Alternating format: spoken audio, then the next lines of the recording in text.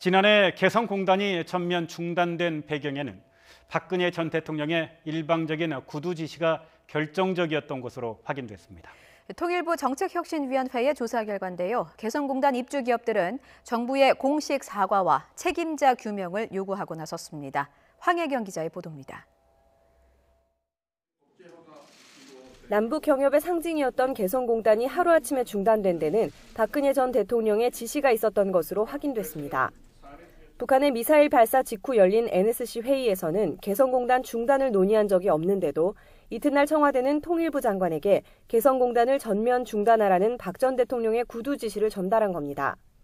절차적 정당성을 갖추기 위해 이틀 뒤 다시 NSC를 소집해 개성공단 중단을 협의하는 치밀함도 보였다는 게 통일부 정책혁신위의 조사 내용입니다. 대통령이 누구와 어떤 절차로 위 결정을 내렸는지는 확인되지 않았지만 이와 같은 공식 의사결정 체계의 토론과 협의를 거치지 않고 또 당시 정부가 개성공단 중단 사유로 거론한 임금 전용 문제, 즉 개성공단 근로자에게 지급되는 임금이 무기 개발에 사용된다는 주장은 근거가 없는 것으로 드러났습니다. 주무부처인 통일부에서도 반대 의견을 냈지만 청와대의 지시로 발표에 포함됐습니다.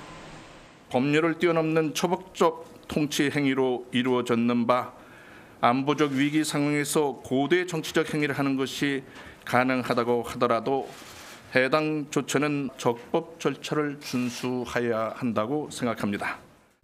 갑작스러운 철수 결정으로 물심양면 피해를 본 입주기업들은 사필 규정이라며 정부의 공식 사과와 책임자 규명 등을 요구했습니다.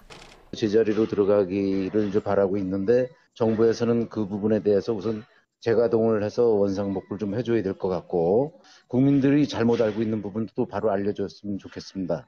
통일부는 혁신위의 발표를 겸허히 수용하겠다면서도 공식 사과와 책임자 처벌 등에 대해서는 유보적 태도를 보였습니다.